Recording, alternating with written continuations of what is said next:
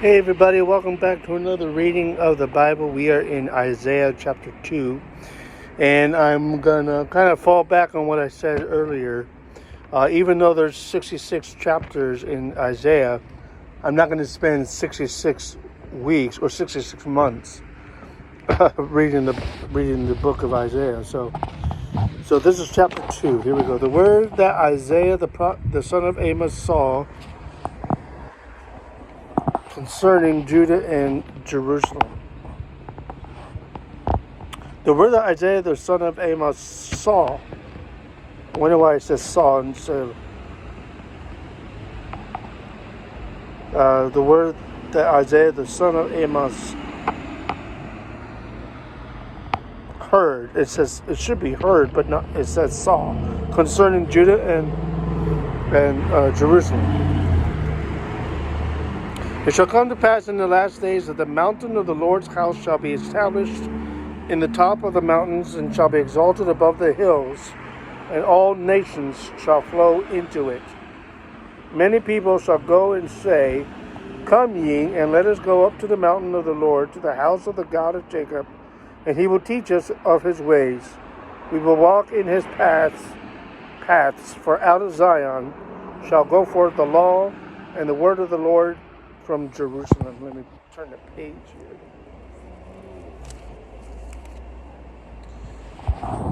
He shall judge among the nations and shall rebuke many people, and they shall beat their swords into plowshares and their spears into pruning hooks. Nation shall not lift up sword against nation, neither shall they learn war any more. O house of Jacob, come ye, and let us walk in the light of the Lord. Therefore thou hast forsaken thy people, the house of Jacob, because they be replenished from the east, and are soothsayers like the Philistines, and they please themselves in the children of strangers. Their land also is full of silver and gold, neither is there any end of their treasures. Their land is also full of horses, neither is there any end of their chariots. Their land also is full of idols. They worship the work of their own hands, that which their own fingers have made. The mean man boweth down, and the great man humbleth himself. Therefore forgive them not. Enter into the rock, and hide thee in the dust, for fear of the Lord, and for the glory of his majesty. This is for the fear of the Lord, and for the glory of his majesty. The lofty looks of man shall be humbled, and the haughtiness of men shall be bowed down, and the Lord alone shall be exalted in that day. For the day of the Lord of hosts shall be upon every one who is proud and lofty, and upon every one who is lifted up, for he shall be brought low. Upon all the cedars of Lebanon that are high and lifted up, and upon all the oaks of Bashan, upon all the high mountains, and upon all the hills that are lifted up, upon every high tower, and upon every fenced wall, upon all the ships of Tarshish, and upon all the pleasant pictures. The loftiness of man shall be bowed down, and the haughtiness of men shall be made low, and the Lord alone shall be exalted in that day.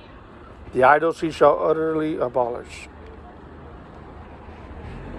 They shall go into the holes of the rocks and into the caves of the earth, for the fear of the Lord, and for the glory of his majesty, when he ariseth to shake terribly the earth. In that day a man shall cast his idols of silver and his idols of gold, which they made each one for himself to worship, to the moles and to the bats, to go into the clefts of the rocks and into the tops of the ragged rocks, for the fear of the Lord and for the glory of his majesty, when he ariseth to shake terribly the earth. Cease ye from man, whose breath is in his nostrils, for wherein is he to become accounted of? That's chapter 2 of Isaiah.